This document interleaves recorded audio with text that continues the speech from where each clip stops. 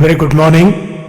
This presentation is brought to you by Resonate International with a mission to leverage knowledge worldwide.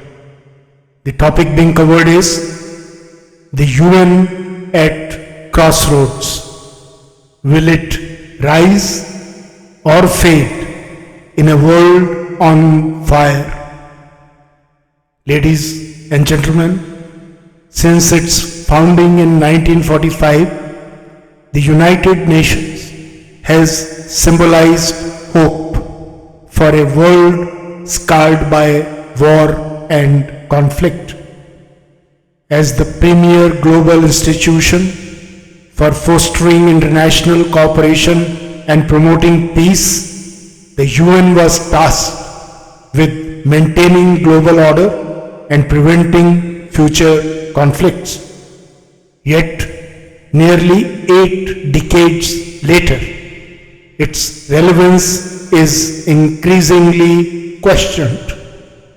Amidst an alarming proliferation of global crises, violent conflicts, climate disasters, economic inequality, and human rights abuses, there is a growing perception that the UN is no longer equipped to address these challenges. World leaders and populations alike are voicing concerns about the institution's ability to act decisively and effectively.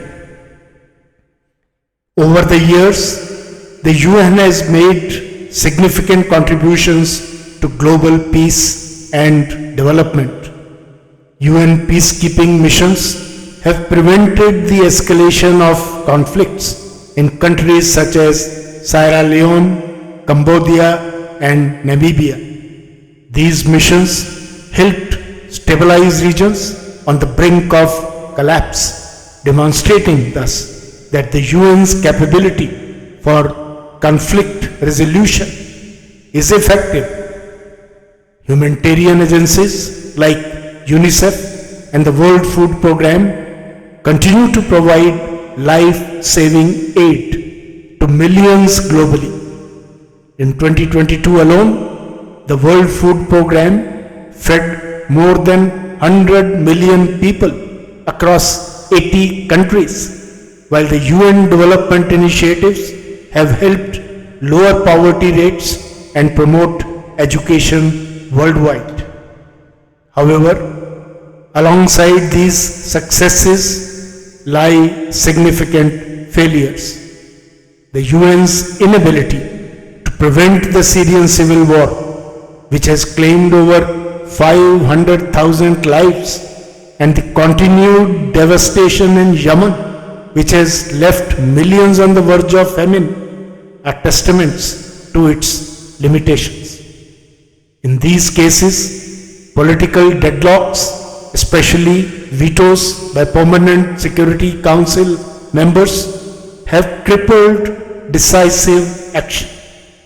As conflicts persist in Ukraine, Middle East, and on African continent with no visible action to arrest or de-escalate them, many other hotspots emerging like South China Sea, Taiwan, and more, spreading diseases and famine in Africa, growing trade conflicts and economic inequality world over, and climate change wreaks havoc.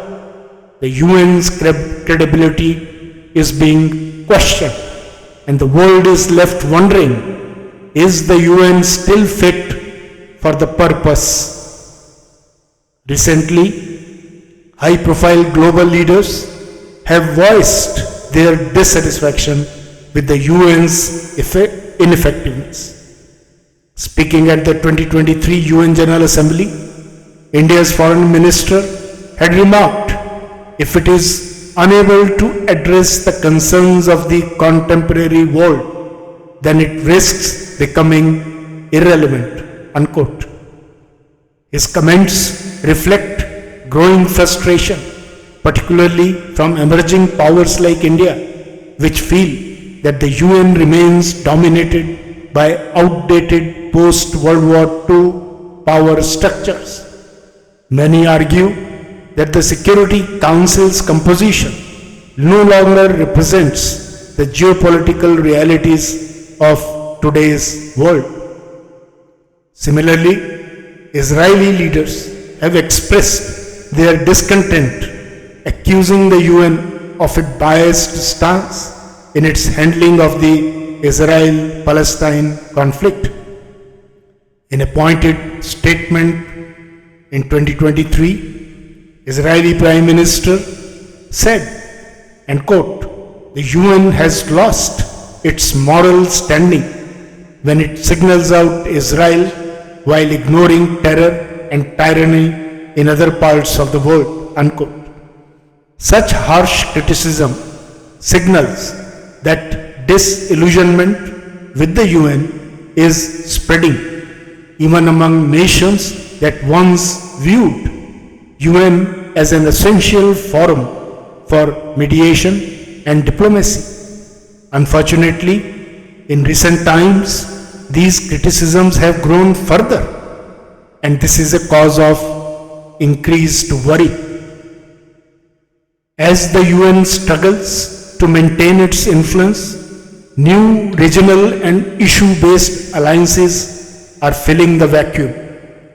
Organizations like BRICS and Quad are taking more active roles in global security, economic cooperation, and climate action.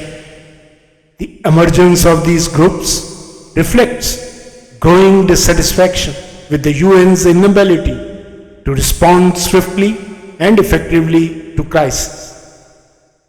BRICS, for instance, has long called for a multipolar world that reduces the dominance of Western powers in global decision making. Meanwhile, the Quad is increasingly seen as a counterbalance to rising tensions in the Indo-Pacific. These alliances undermine the reality that without reform, the UN may find itself further sidelined. The UN's ability to fulfill its mandate also depends on its financial resources. With an annual budget of roughly $3.2 billion, the UN remains significantly underfunded, given the magnitude of its responsibilities. The US remains the largest contributor, funding about 22% of the UN's regular budget and 28% of the peacekeeping operations. However, despite these financial contributions, the UN's impact is often hampered by political inefficiencies. For instance, the World Health Organization, an agency critical during the COVID-19 pandemic, has faced scrutiny for delays in responding to the crisis. Same is happening now again in Africa. The limitations in both funding and governance structures highlight the need for more efficient resource allocation and accountability. There is a call for reform, and that is the path forward for the UN. To restore its credibility and remain relevant, the UN must embrace a bold and immediate reform agenda. At the heart of this reform is the need to overhaul the Security Council, expanding its permanent membership to include emerging powers like India, Brazil, and South Africa would ensure that the Council better reflects the geopolitical realities of the 21st century. Additionally, the veto power, which has repeatedly stifled action during humanitarian crises, should be restructured. Some have proposed even limiting the use of the veto in cases involving mass atrocities or severe human rights violations to ensure timely interventions. Streamlining the bureaucracy of the UN is another critical priority. Greater transparency, more agile decision-making processes, and accountability will restore trust in the UN's ability to deliver.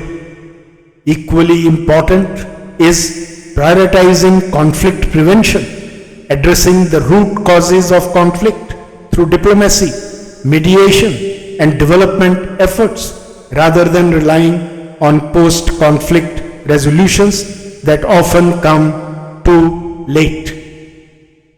Reforming the UN will require the collective will and cooperation of the world leaders. The UN as a multilateral organization is only as strong as the member states that uphold its charter. Global leaders must unite around the need for an empowered, more effective UN and offer the political and financial support necessary to push reforms forward. The framework for reform already exists within the UN's constitution, but without the cooperation of key players in the General Assembly and in the Security Council, meaningful change will remain elusive. In conclusion, ladies and gentlemen, the United Nations stands at a crucial crossroads. It must either evolve to meet the demands of today's complex interconnected world or risk irrelevance as regional or alternative alliances shall step into to fill the void. Yet, despite its current challenges, the UN remains the only global forum capable of uniting nations under a common vision of peace, security, and development. The task ahead is formidable, but the alternative, a world without a functioning UN, is far more grimmer. To secure a future of peace and prosperity, the UN must rise to this movement, reform itself, and lead decisively. The world cannot afford for the UN to fade away in a world on fire.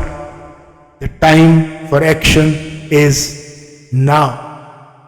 Good luck, best wishes, and thank you for your kind attention.